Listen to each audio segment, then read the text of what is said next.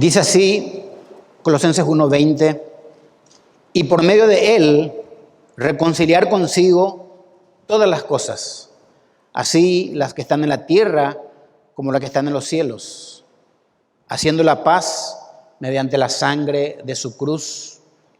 Y a vosotros también, que erais en otro tiempo extraños y enemigos de vuestra mente, haciendo malas obras, ahora os ha reconciliado en su cuerpo de carne por medio de la muerte, para presentaros santos y sin mancha e irreprensibles delante de él, si en verdad permanecéis fundados y firmes en la fe, sin moveros de la esperanza del evangelio que habéis oído, el cual se predica en toda la creación que está debajo del cielo, del cual yo, Pablo, fui hecho ministro. Vamos a orar. Gracias, Padre, por esta hermosa noche. Háblanos a través de tu palabra, Señor. Abrimos y es tu voz, Señor, realmente. Gracias. En el nombre de Cristo Jesús. Amén. Sin duda, hermanos, estamos viviendo en un mundo, en una sociedad súper dividida en todos sus estamentos, en donde falta una reconciliación entre todos. Si ustedes ven las noticias, la televisión, el gobierno por un lado, y especialmente luchando por todo lo que estamos pasando en el país, la sociedad civil por otro lado, y vemos que hay una lucha de poder entre ellos, se acerca elecciones, cada uno está haciendo lo que más le parece, luchando, y hay una falta total de reconciliación. Pienso que todos de alguna manera tienen la intención de vivir reconciliados porque se predica eso. Ahora, el tema radica cómo hacerlo. ¿Será que el hombre tiene la capacidad para poder vivir en paz? ¿Es posible vivir reconciliados con Dios, sin Dios? ¿Qué dice la Biblia al respecto? El párrafo que leímos, evidentemente, el gran tema que está abordando el apóstol Pablo es la reconciliación. Dios reconcilia al hombre consigo. Esta es la proposición de esta noche. Dios reconcilia al hombre consigo.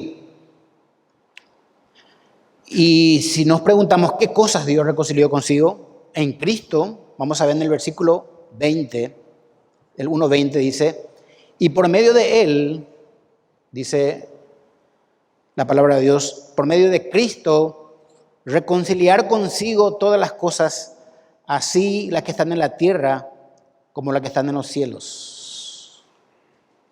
En este primer punto podemos ver que Dios reconcilió por medio de Cristo, dice, los cielos y la tierra.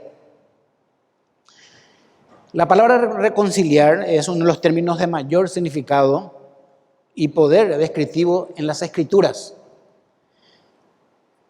Es una de las 5 palabras claves utilizadas en el Nuevo Testamento para describir lo que encierra la salvación del hombre en Cristo, junto con justificación, redención, perdón y adopción. También la palabra reconciliación forma parte de estas verdades que Dios hizo a favor nuestro. En realidad hizo en los cielos y en la tierra. Esta palabra reconciliación significa básicamente cambiar o intercambiar, pero acá en Colosenses significa reconciliación completa. La palabra es catalazo, pero acá en Colosenses es apocatalazo. Significa una reconciliación completa. Dice en el versículo 20, y por medio de él reconciliar. El término significa pasar de la hostilidad a la paz. Es interesante lo que Isaías, el profeta Isaías, en el capítulo 59, versículo 2, dice, cuando el pueblo estaba en pecado contra Dios, él dice, pero vuestras iniquidades han hecho división entre vosotros y vuestro Dios. Y vuestros pecados han hecho ocultar de vosotros su rostro para no oír, dijo el profeta Isaías al pueblo de Israel. El pueblo de Israel pecó y Dios se apartó de él, una división. Inclusive dice, ocultó su rostro a vosotros para que no les oiga. Dios no le está escuchando a ustedes. Se produjo una división tan grande, el pecado dividió. Entonces la Biblia habla de reconciliación cuando se refiere a la restauración de una relación correcta y justa entre Dios y el hombre. Este concepto es importante. La Biblia habla de reconciliación cuando se refiere a una restauración, algo se quebró, se restaura, de una relación correcta y justa entre Dios y el hombre. Y en el caso en Colosenses, y todas las cosas. La pregunta es, ¿qué incluye todas las cosas? ¿Qué incluye todas las cosas? Bueno, dice la Biblia, así como están las cosas que están en el cielo, así como están en la tierra. Todas las cosas que están en el cielo. ¿Qué hay en el cielo que se haya roto cuando el hombre cayó en pecado? Bueno, tiene que ver que después de la caída de Satanás, aún las huestes celestiales que quedaron afectadas a causa de Satanás y sus ángeles que fueron expulsados del cielo. Dice Job algo interesante en el 4:18. Dice Dios, he aquí sus siervos, en sus siervos no confía y notó necedad en sus ángeles. Aún los ángeles del cielo que quedaron afectados por esta caída grande que hubo, porque Satanás vino con la tercera parte de los ángeles que fueron llamados demonios. Y quedó como que faltaba una restauración, también en los cielos. Cristo vino para eso. Pero algo interesante, dice Lucas, cuando nace el Salvador en Belén, dice, gloria a Dios en las alturas y en la tierra paz, buena voluntad para con los hombres. Es como que cuando nacía el Salvador, los ángeles cantaron eso, de que hubo gloria, hubo una reparación en el cielo de las cosas que ocurrieron allá cuando Satanás y los ángeles caídos cayeron al cielo. Hubo una restauración total en los cielos, pero también faltaba una restauración en la tierra. Bueno, ¿cómo le llama a algunos teólogos liberales a esta parte de lo que ocurrió de la restauración de los cielos y la tierra? Ellos le llamaron el universalismo. Ellos le llamaron que Dios ya reconcilió todas las cosas y que ni los pecadores ni los ángeles caídos demonios irán al infierno. Y es totalmente lo que la Biblia llama una absurda equivocación. La Biblia habla de que los ángeles caídos y los hombres no regenerados pasarán la eternidad en el infierno. Y así dice con insistencia la palabra de Dios. Nuestro Señor se dirigirá un día a los no creyentes para decirles, apartados de mí, malditos al fuego eterno, preparado para el diablo y sus ángeles que cayeron. Y en Apocalipsis dice, y estos por los hombres irán al castigo eterno. De manera que el universalismo dijo, no ocurrió nada. Cuando vino Cristo, se restauró todo. No, faltaba alguien que haga esa paz, que restaure, que reconcilie las cosas que están en la tierra, en los cielos, así como las cosas que están en la tierra. ¿Cuál era la necesidad de que Pablo escriba de estas cosas? ¿Cuál era la necesidad de que Pablo presente a Cristo como el reconciliador de todas las cosas? Si ustedes se acuerdan que los herejes, los maestros, contra lo que esta epístola ataca, ellos eran una mezcla de judaizantes, gnósticos y místicos de tipo oriental que enseñaban totalmente otra cosa acerca de lo que es una reconciliación. Escuchen lo que ellos decían. Ellos decían que había un escalafón de eones o deidades emanadas del Supremo Ser, encargadas de servir como intermediarios entre Dios y los hombres. Y Pablo dijo, no, solamente hay un solo mediador entre Dios y los hombres, Jesucristo, hombre.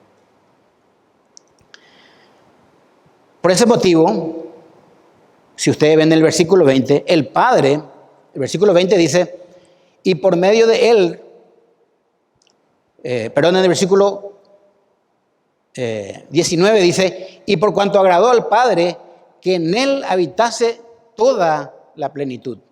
Porque Jesucristo iba a venir realmente a reconciliar todas las cosas. Estos falsos maestros herejes tenían su propia teología y su propia cristología. Ellos creían en Cristo, así como las sectas también que hay en todo el mundo hoy. Creen en Cristo. Casi nadie no deja de creer en Cristo. Acá lo relevante es qué creen que Cristo hizo y quién es Cristo realmente.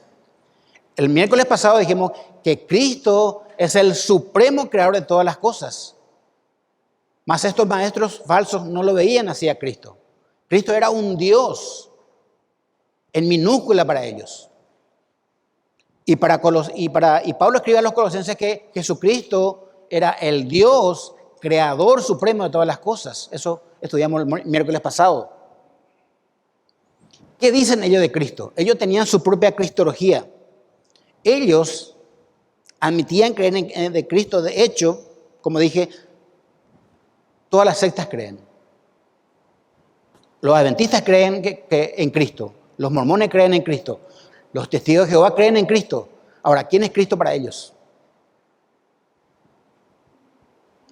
Y esto es lo importante. Según los gnósticos, escuchen, de la época de Pablo, Cristo era el ión más perfecto y que era un redentor, pero no tenía cuerpo físico.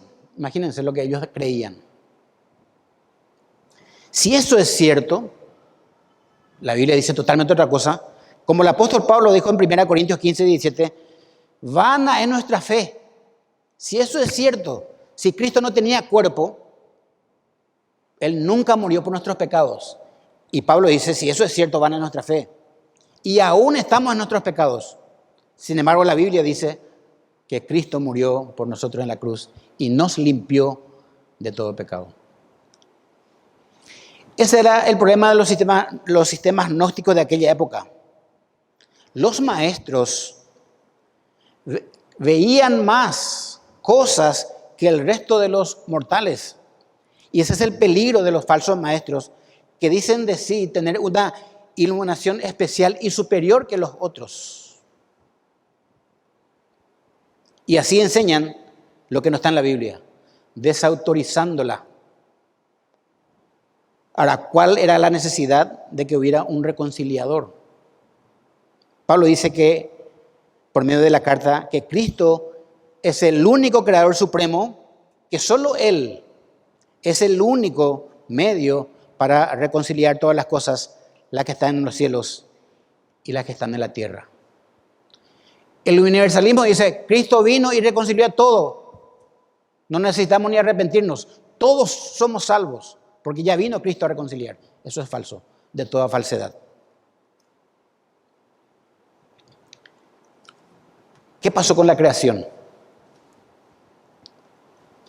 Bueno, Romanos 8:19 dice algo muy interesante. Quiero que abran sus Biblias en Romanos 8:19 para ver lo que pasó, por qué Cristo tuvo que venir a reconciliar todas las cosas. Romanos 8:19 dice, porque el anhelo ardiente de la creación es aguardar la manifestación de los hijos de Dios. Porque la creación fue sujetada a vanidad, no por su propia voluntad, sino por causa del que la sujetó en esperanza. Porque también la creación misma será libertada de la esclavitud de corrupción a la libertad gloriosa de los hijos de Dios. Si ustedes se acuerdan, cuando el hombre cayó, también de la naturaleza recibió juicio los hombres y recibió también juicio la naturaleza. Ustedes se acuerdan que la tierra empezó a producir cardos y espinos.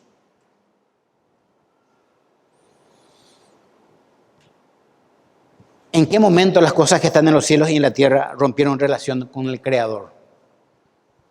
Bueno, el pasaje habla de que hay un anhelo ardiente de la creación, de que la creación sea liberada de la esclavitud a la que fue sometida debido a que el hombre cayó en pecado.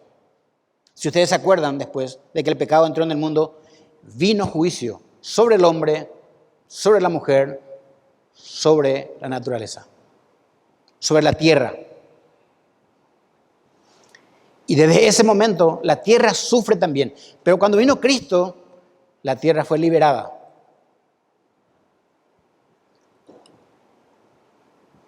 Si Dios no estuviera interviniendo, bueno, el universo podría al fin incluso sufrir una muerte por problemas de temperatura, como dijimos la vez pasada.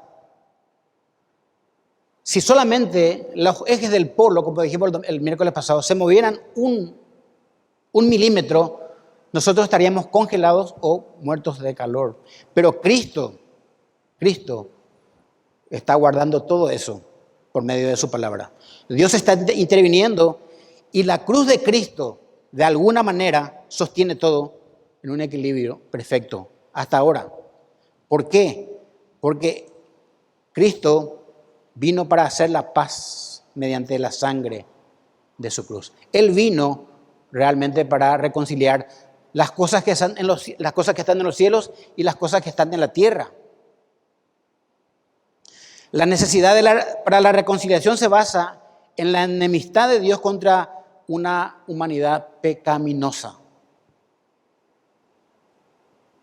Ustedes saben que la reconciliación en el ámbito humano es toda una ciencia. Hoy se estudia para que una persona sea una persona que reconcilie a los otros. Se necesita de un árbitro, un juez y un mediador. Solo que en este caso, en esta reconciliación bíblica, una de las partes afectadas es el hombre pecador y la otra parte es Dios. Cuando el hombre pecó contra su santidad. Y ese juez, que es la otra parte, puso para la reconciliación nada más y nada menos que a su hijo como parte de la reparación del daño.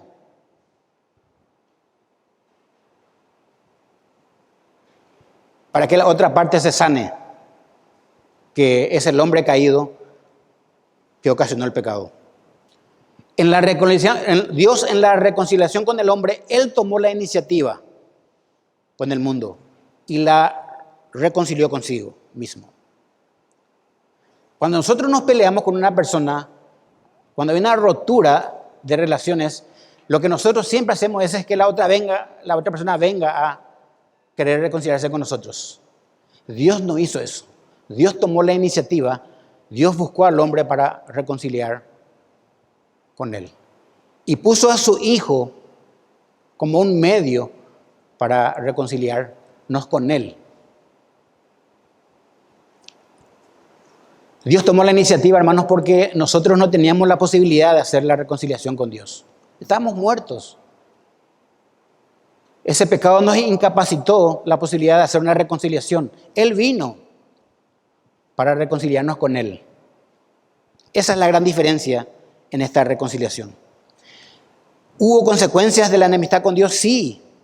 En el capítulo 8 de Romanos, en el versículo 22 al 23 dice: pero sabemos que toda la creación gime a una a causa de esa rotura, a causa de ese pecado que hubo.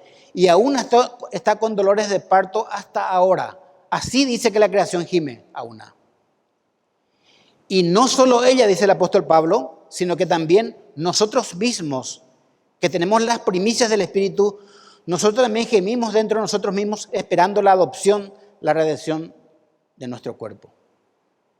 Aunque Cristo nos haya salvado, hermanos, nosotros aún esperamos una liberación total que se va a producir cuando Cristo venga a buscarnos. Aunque nosotros ya seamos hijos de Dios y hayamos sido reconciliados con Dios, sufrimos aún los daños del pecado. Y así también la tierra. Estamos luchando aún con el pecado. Cuando Él venga recién, este cuerpo de pecado va a ser transformado y va a terminar totalmente toda hostilidad. Nosotros hemos recibido la reconciliación por la salvación en Cristo. Pero como la tierra gime, nosotros también gemimos aún. en este cuerpo de pecado. Sufrimos, esperándole al Salvador. No podemos negar que vivimos en este universo sujetos a la maldición que hubo a causa del pecado. De alguna manera vivimos también bajo la influencia satánica, el Dios de este siglo, según 2 Corintios, que sigue cegando espiritualmente al inconverso. Y el inconverso vive conforme al príncipe de la potestad del aire. Y cada día que pasa nos damos cuenta todo lo que estamos viviendo en la tierra. Catástrofes, destrucción, muerte y ni qué decir esta pandemia. Estos son productos o resultados de aquel pecado que cometió el primer hombre. Realmente Cristo en la cruz nos reconcilió con Dios, pero como estamos todavía en este cuerpo de muerte, esperamos la reconciliación completa. Y eso va a suceder cuando Cristo venga a buscarnos. Pero lo más grandioso, hermanos, es entender lo siguiente: que Dios utilizó a su Hijo, el Señor Jesucristo, para hacer la paz. Jesucristo fue la parte de su paz.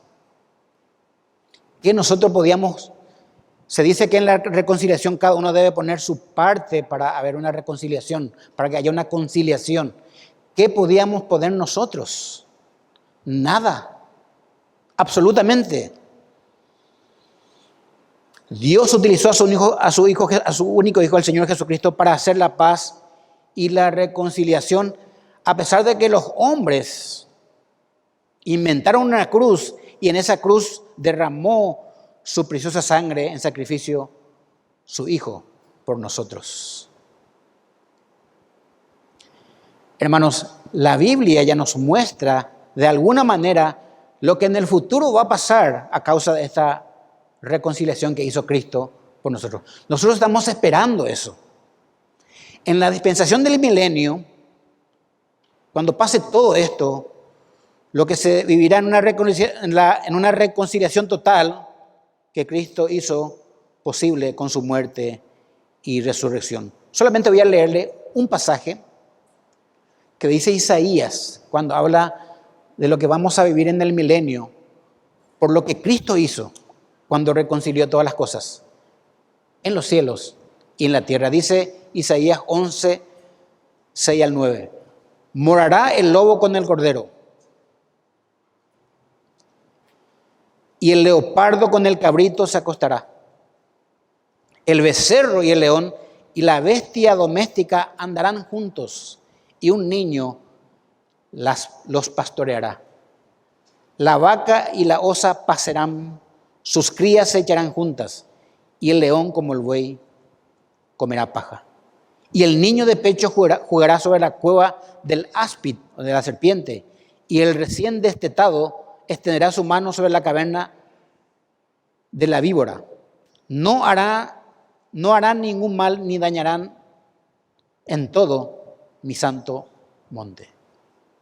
Eso va a ocurrir cuando haya la reconciliación total. Esto se va a vivir.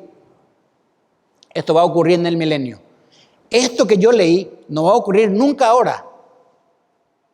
No va a estar nunca la vaca y la osa. Por culpa del pecado. Cristo ya vino a ser. Por eso la creación gime a una. Para que haya restauración total. Y esto nosotros vamos a ver. Esto nosotros vamos a ver en el milenio. Y esto todo porque el Señor puso a su Hijo en sacrificio, que es nuestro segundo punto. Dice Colosenses 1:20, haciendo la paz, Cristo, mediante la sangre de su cruz. Todo esto, todo de lo de la reconciliación a Cristo, a Dios le costó la sangre de su Hijo amado. Es interesante lo que dice Levítico con respecto a la sangre, porque ustedes saben que en el Antiguo Testamento esto se estaba haciendo siempre hasta que Cristo viniera. Dice Levíticos 17:11, porque la vida de la carne en la sangre está, y yo os la he dado para hacer expiación sobre el altar por vuestras almas, y la misma sangre hará expiación de la persona. Cristo vino a hacer eso con su propio cuerpo. Derramó sangre por nosotros. Cristo nos redimió de la maldición de la ley, dice Gálatas, hecho por nosotros maldición, porque escrito está: maldito todo el que es colgado en un madero. Esto le costó la reconciliación a Dios. La Biblia habla y nos muestra nuestra antigua condición y nos incluye en la reconciliación. Vamos a ver por qué nosotros necesitamos reconciliación. Aunque los universalistas dicen, no, ya vino Cristo, no hace falta arrepentimiento, ya todos nos hemos salvado. Es mentira. Dice 1:21 de Colosenses: y a vosotros también, va a mostrar nuestra condición, que erais en otro tiempo extraños y enemigos en vuestra mente, haciendo malas obras, ahora os ha reconciliado. Voy a leer versículo 21, capítulo 1, Colosenses, ahí tienen. Y a vosotros también, que erais en otro tiempo extraños y enemigos en vuestra mente, haciendo malas obras, ahora os ha reconciliado. Nuestra condición, dice en Efesios, que Él nos dio vida a nosotros. Estábamos muertos en nuestros delitos y pecados, y en los cuales anduviste en otro tiempo, siguiendo la corriente de este mundo, conforme al príncipe de la potestad del aire, el espíritu que ahora opera en los inconversos. ¿Qué dicen los religiosos de la condición espiritual? Profesan conocer a Dios muchas personas, pero con los hechos lo niegan, siendo abominables, rebeldes, reprobados en cuanto a toda buena obra. Esto es clarito. Tito dice, 1:16, profesan conocer a Dios, pero con los hechos lo niegan. Cree una cosa, hace otra cosa. Bueno, en esa condición éramos enemigos de Dios, nosotros, todos. Y Pablo escribe a los romanos en el 5:10 y le dice, porque si siendo enemigos fuimos reconciliados con Dios por la muerte de su Hijo, mucho más, estando reconciliados, seremos salvos por su vida. Y no solo esto, sino que también nos gloriamos en Dios por el Señor nuestro Jesucristo, por quien hemos recibido ahora la reconciliación. ¿Cuál fue el medio que Dios utilizó para reconciliarnos con Él?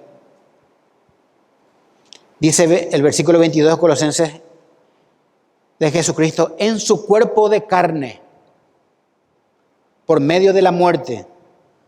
¿Para qué? Para presentaros santos y sin manchas e irreprensibles delante de Él. Este es el resultado de lo que Cristo hizo en la cruz. Nos presentó santos. Es para que nos presente santos y sin mancha e irreprensibles delante de Él. Así estamos por la justificación delante de Dios.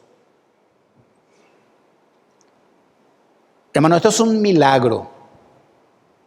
Esto no es para todos. No es de todos. Tesalonicenses dice, no es de toda la fe. Y esto es sin merecerlos. Cristo murió por nosotros para presentarnos a su Padre santos, apartados de todo pecado y sin manchas e irreprensibles. Dios nos ve sin mancha. Dios nos ve justificados. Y esto es algo que por lo que siempre tenemos que vivir adorando a nuestro Dios. Si hablamos de que Cristo murió en la cruz derramando su sangre, podemos decir también de que ningún hombre acabó con la vida de Cristo. Él no fue una víctima, sino que se ofreció voluntariamente. Ofreció su vida por nosotros, voluntariamente. Él fue el medio para la paz de nosotros con Dios. Juan dice algo muy interesante, capítulo 10, 17 al 18. Por eso me ama el Padre, porque yo pongo mi vida para volverla a tomar. Nadie me la quita, sino que yo de mí mismo la pongo. Tengo poder para ponerla y tengo poder para volverla a tomar.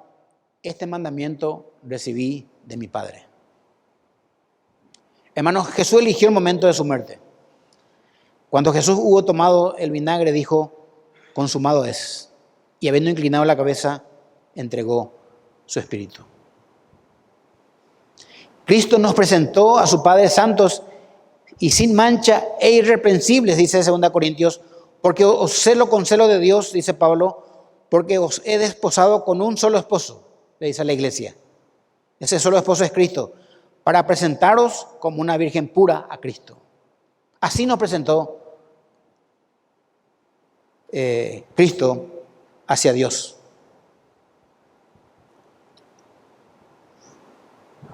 Como dije, este es un milagro. Si nosotros somos creyentes y creemos, esto es un milagro. Ahí en Colosenses 2:14 dice algo muy interesante con respecto a lo que Cristo hizo en la cruz. Colosenses 2:14 dice lo que Cristo hizo, anulando el acta de los decretos que había contra nosotros, que nos era contraria, quitándola del medio y clavándola en la cruz.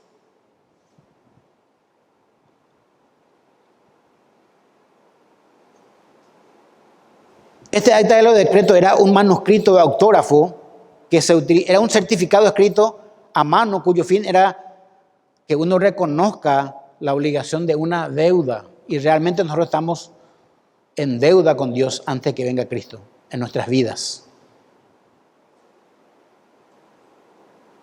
Pablo describe que ese certificado como decretos que había contra nosotros y se refiere a la ley de Moisés que nosotros hemos violado con nuestros pecados.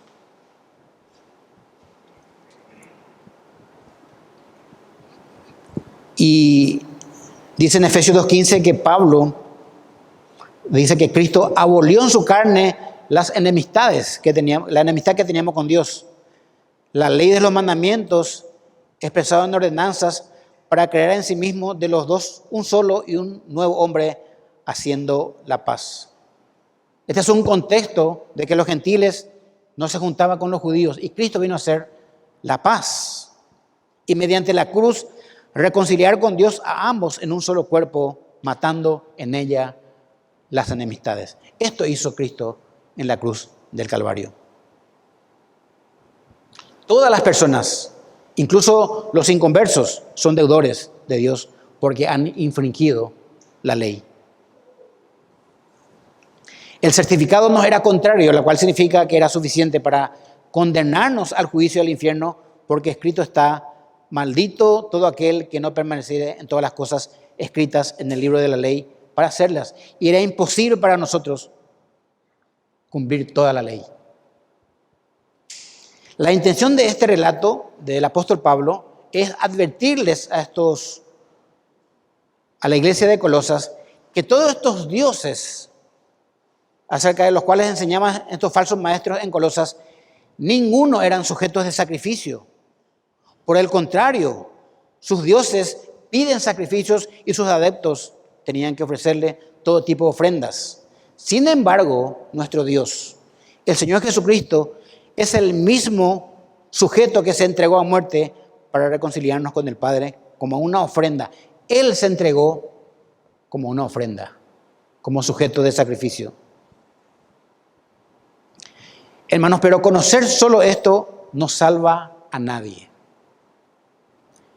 En estos días estuve hablando con una persona que conoce cómo funciona la salvación. Él conoce que Cristo envió a su Hijo para salvar nuestros pecados. Él sabe que Cristo derramó su sangre para perdonar, para limpiarnos de todos nuestros pecados. Él sabe cómo funciona, pero él no es salvo.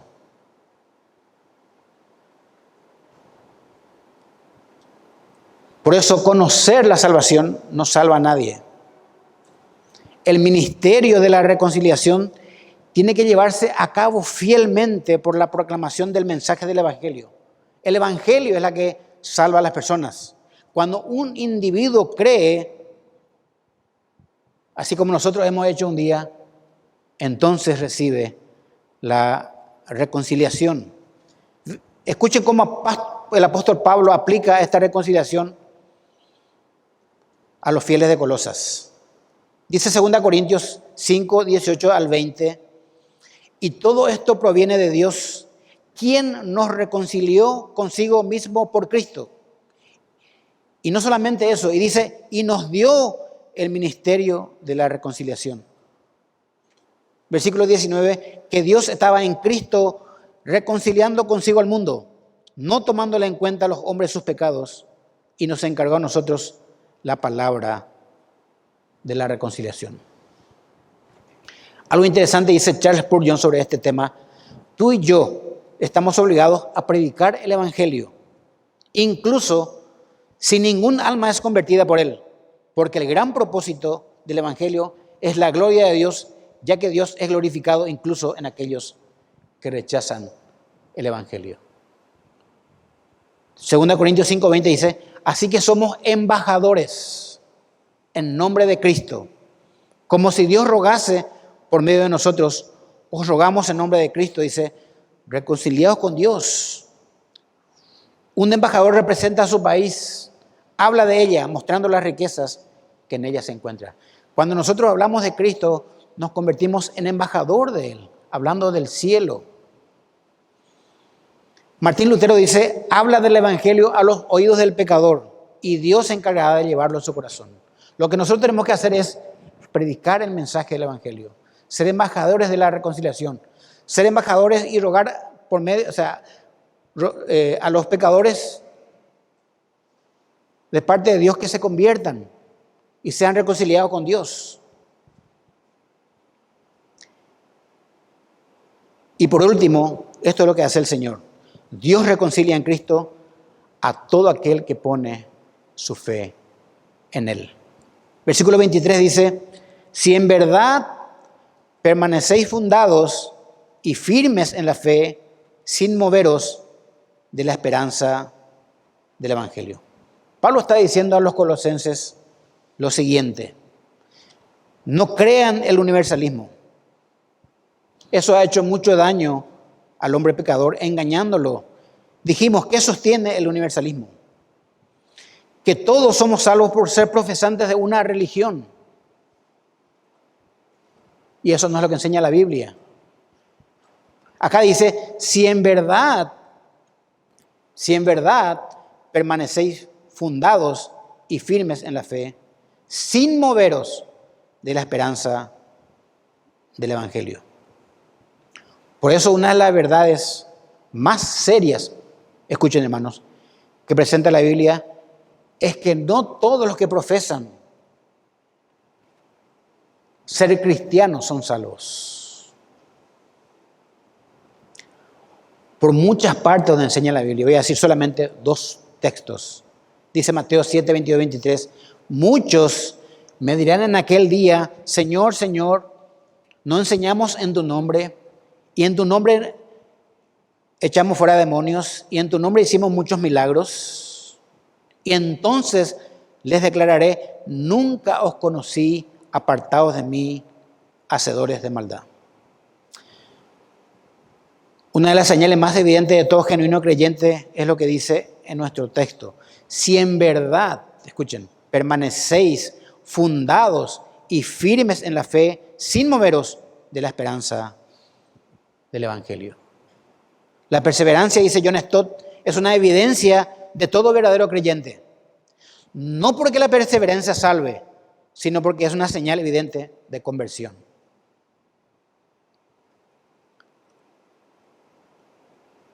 Juan 8:31 dice lo siguiente, dijo entonces Jesús a los judíos que habían creído en Él, si vosotros permanecéis en mi palabra, verdaderamente sois mis discípulos. Otro pasaje interesante en la parábola del sembrador, Lucas 8:13 dice que Jesús describió a quienes representaban en el terreno pedregoso, como los que habían oído, reciben la palabra con gozo, pero esto no tiene raíz. Creen por algún tiempo y en el tiempo de la prueba se apartan, desaparecen. El apóstol Juan dice, eran de nosotros, pero ahora ya no son de nosotros. Porque si eran de nosotros, estarían con nosotros. Evidentemente, en este tipo de profesantes, la perseverancia está ausente. Por eso dice, si en verdad permanecéis fundados y firmes en la fe, sin moveros de la esperanza del Evangelio.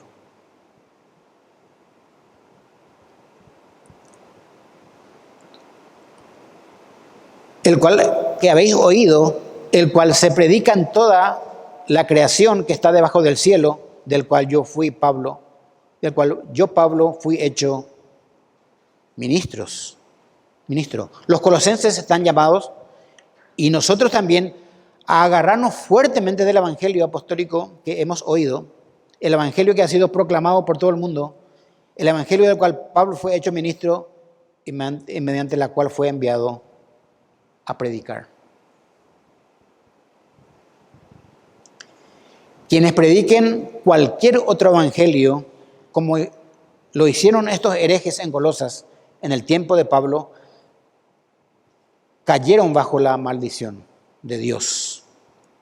Porque Gálatas dice, mas si aún nosotros o un ángel del cielo os anunciare otro evangelio diferente del que os hemos anunciado, sea maldito.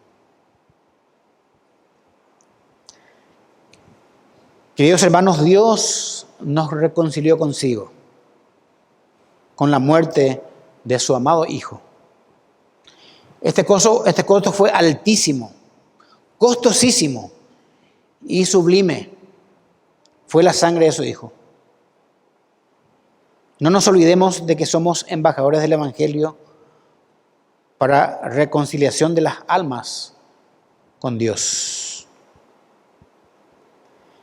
Vean lo que dice que estamos esperando como fruto de esa reconciliación en 2 Pedro 3:13. Pero nosotros esperamos, según sus promesas, cielo nuevo y tierra nueva, en las cuales mora la justicia. Dice Apocalipsis 21:1, vi un cielo nuevo y una tierra nueva, porque el primer cielo y la primera tierra pasaron, y el mar ya no existía más. Todo esto va a pasar, hermanos, esto que estamos viendo ahora. Va a haber una reconciliación completa. Deberíamos sentirnos privilegiados por ser parte de esta gran reconciliación y comprometidos a predicar a los hombres el Evangelio. Todo privilegio lleva consigo un compromiso. Somos privilegiados en ser parte de la reconciliación que hizo Dios consigo con la muerte de su Hijo, pero también tenemos un compromiso. Somos evangélicos. Debemos proclamar el Evangelio. Amén. Vamos a orar, hermanos. Gracias, Padre, por esta hermosa noche. Gracias porque en tu palabra vemos a una iglesia, la iglesia de Colosas, en peligro de ser infectado por falsos maestros. Pablo tuvo que escribirle, Señor, inspirado por el Espíritu Santo, de que Dios reconcilió consigo todas las cosas utilizando a su Hijo amado. Y nosotros, la iglesia, somos parte de esa reconciliación. Y no solamente eso, Señor. Tú nos hiciste embajadores de la reconciliación. Tenemos el compromiso de hablar del Evangelio a otras personas para que éstas vengan a salvación. Te agradecemos por esta hermosa noche. Gracias por tu amor y tu fidelidad en el nombre de Cristo Jesús. Amén.